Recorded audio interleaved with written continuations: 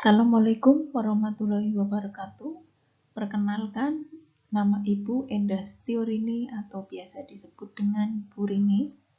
Kali ini akan memberikan materi tentang teks eksplanasi untuk kelas 11 di SMK Negeri 1 Selawi.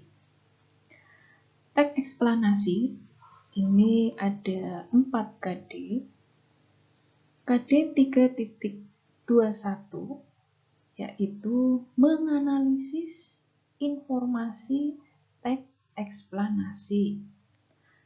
KD 3.21 ini terdiri dari 2 kompetensi inti. Kompetensi inti yang pertama, memahami teks eksplanasi. Kemudian kompetensi inti yang kedua, menemukan gagasan umum dan fakta penting dalam teks eksplanasi. KD 4.21 mengonstruksi informasi teks eksplanasi. KD 4.21 ada 2 kompetensi inti. Kompetensi inti yang pertama, menyusun bagian pokok teks eksplanasi. Kompetensi inti yang kedua, menyajikan hasil teks eksplanasi. KD 3.22 menganalisis struktur dan kebahasaan teks eksplanasi. KD 3.22 terdiri dari 2 kompetensi inti. Kompetensi inti yang pertama, mengidentifikasi struktur teks eksplanasi. Kompetensi inti yang kedua, menganalisis kebahasaan teks eksplanasi. KD 4.22 yaitu memproduksi teks eksplanasi. KD 4.22 terdiri dari 2 kompetensi inti. Kompetensi inti yang pertama, menentukan pola pengembangan dalam menulis teks eksplanasi. Kompetensi inti yang kedua, menulis teks eksplanasi berdasarkan struktur dan kebahasaan.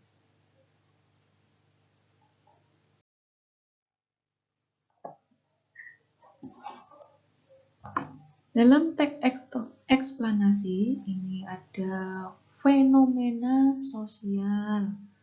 Contohnya tentang adanya COVID-19, kemudian fenomena alam tentang gunung meletus, dan tentang fenomena budaya, yaitu contohnya seni reog Ponorogo.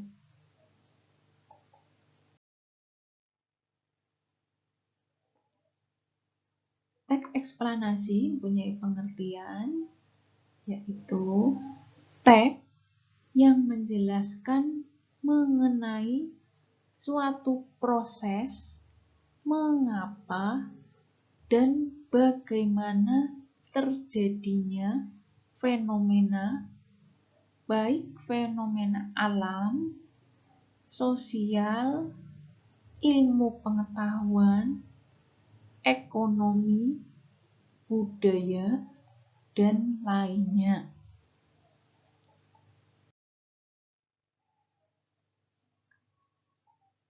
Ciri umum teks eksplanasi ini ada 4.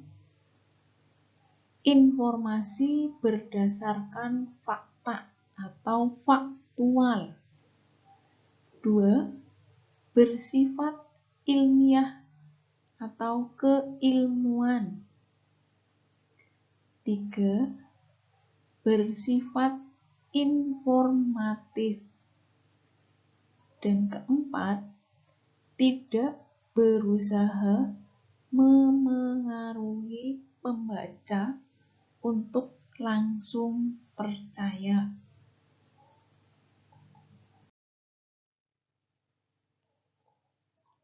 Struktur teks eksplanasi. Yang pertama, identifikasi fenomena. Mengidentifikasi suatu latar belakang fenomena yang akan diterangkan. Fenomena tersebut dapat berupa fenomena alam, sosial, budaya, dan yang lainnya. Kemudian yang kedua, proses kejadian, yaitu memerinci proses kejadian yang relevan dengan fenomena yang diterangkan. Struktur ini dapat ditulis dengan kronologis atau urutan waktu atau penyebab atau sebab akibat.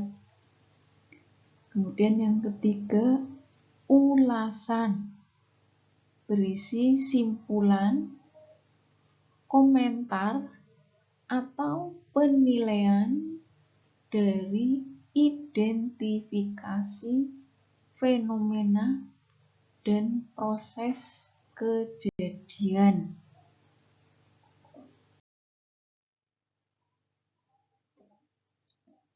Kaidah kebahasaan teks eksplanasi. Yang pertama, memuat istilah, yaitu makna, konsep, proses, keadaan, atau sifat yang khas dalam bidang tertentu. Jika membahas kesenian, maka istilah budaya yang dibahas. Kemudian yang kedua, konjungsi kausalitas, yaitu kata hubung yang menyatakan sebab akibat. Contohnya, sebab itu, sehingga, karena, oleh karena itu, dan lain-lain. Yang ketiga, konjungsi kronologis, itu kata hubung yang menyatakan hubungan waktu. Contohnya, kemudian, lalu, setelah itu, pada akhirnya, dan yang lainnya. Keempat, kata ganti benda. Ini dikarenakan fenomena dalam teks eksplanasi merujuk pada jenis. Fenomenanya bukan berupa persona. Contohnya, demonstrasi, banjir, gerhana, kesenian, dan lain-lain. Yang kelima, kata kerja pasif. Ciri utamanya yaitu memiliki imbuhan di dan ter.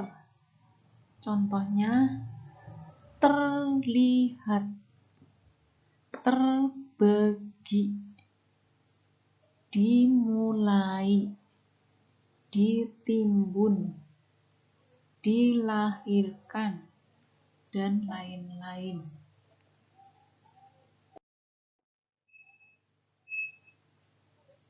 Pola pengembangan dalam teks eksplanasi ini adanya sebab akibat.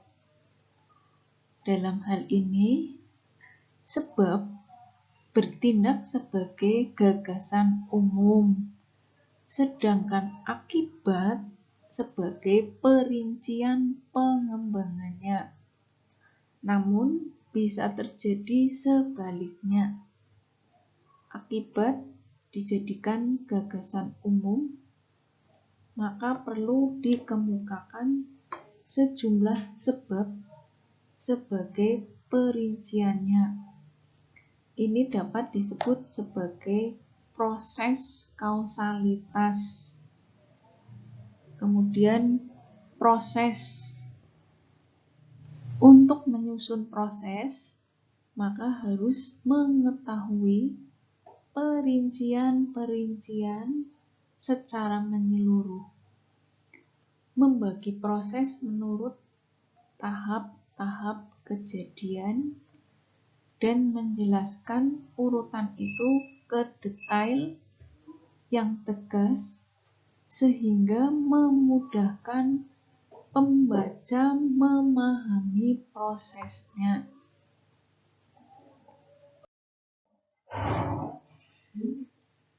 Langkah menulis teks eksplanasi. Langkah pertama, menentukan tema tulisan. Langkah kedua, mengumpulkan bahan tulisan. Langkah ketiga, membuat kerangka tulisan berdasarkan struktur dan kaidah kebahasaan. Langkah keempat, mengembangkan tulisan.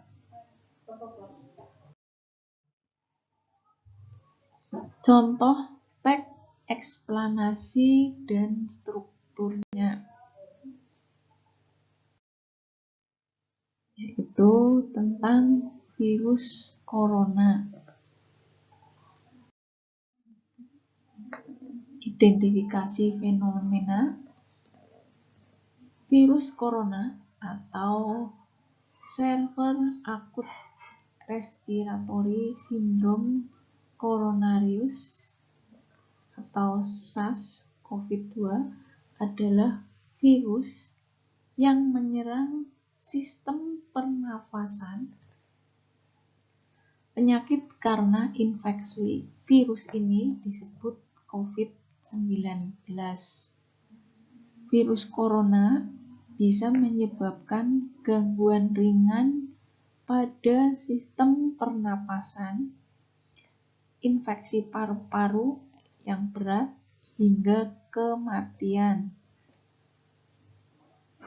Severe Acute Respiratory Syndrome Coronavirus atau SARS-CoV-2 yang lebih dikenal dengan nama virus corona adalah jenis baru dari coronavirus yang menular ke manusia. Virus ini bisa menyerang siapa saja, seperti lansia atau golongan usia lanjut, orang dewasa, anak-anak, dan bayi, termasuk ibu hamil dan ibu menyusui. Proses kejadian. Infeksi virus corona disebut COVID-19 dan pertama kali ditemukan di kota Wuhan, Cina pada akhir Desember 2019. Virus ini menular dengan sangat cepat dan telah menyebar ke hampir semua negara, termasuk Indonesia, hanya dalam waktu beberapa bulan. Hal tersebut membuat beberapa negara menerapkan kebijakan untuk memberlakukan karantina wilayah dalam rangka mencegah penyebaran virus corona. Di Indonesia sendiri diberlakukan kebijakan pembatasan sosial berskala besar atau PSBB untuk menekan penyebaran virus ini. Masih proses kejadian, coronavirus adalah kumpulan virus yang bisa menginfeksi sistem pernafasan pada banyak kasus. Virus ini hanya menyebabkan infeksi pernafasan ringan seperti flu, namun virus ini juga bisa menyebabkan infeksi pernafasan berat seperti infeksi paru-paru atau pneumonia. Virus ini menular melalui percikan dahak atau droplet dari saluran pernafasan. Misalnya ketika berada di ruang tertutup yang ramai dengan sirkulasi udara yang kurang baik atau kontak langsung dengan droplet. Selain virus SARS-CoV-2 atau virus corona, virus yang juga termasuk dalam kelompok ini adalah virus penyebab sefal akut respiratory syndrome atau SARS dan virus penyebab Middle East Respiratory Syndrome atau MERS, meski disebabkan oleh virus dari kelompok yang sama, yaitu coronavirus atau COVID-19 memiliki beberapa perbedaan dengan SARS dan MERS, antara lain dalam hal kecepatan penyebaran dan keparahan gejala. Agar dapat terhindar dari COVID-19, maka masyarakat wajib menerapkan protokol kesehatan, baik saat di rumah maupun di luar rumah, seperti memakai masker, mencuci tangan dengan air mengalir, dan menjaga jarak minimal 1 meter. Selain itu, dengan menerapkan perilaku hidup bersih dan sehat, contohnya berolahraga, mengonsumsi makanan, minuman sehat penguat imun, kemudian tetap berdoa sesuai agama dan kepercayaan masing-masing, maka akan dapat terhindar dari penyakit COVID-19. Ulasannya, virus corona ini menginfeksi sistem pernafasan manusia. Virus corona ini dapat menyerang siapa saja, seperti lansia atau golongan usia lanjut, orang dewasa, anak-anak, dan bayi, termasuk ibu hamil dan ibu menyusui. Sejumlah negara-negara telah melakukan karantina wilayah, termasuk di Indonesia, agar dapat terhindar dari COVID-19, maka harus membiasakan gaya perilaku hidup bersih dan sehat.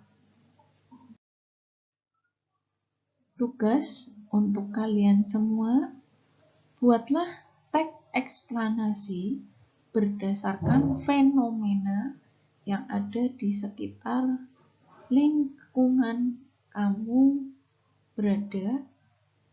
Buatlah dengan kreatif dan jujur. Selamat mengerjakan.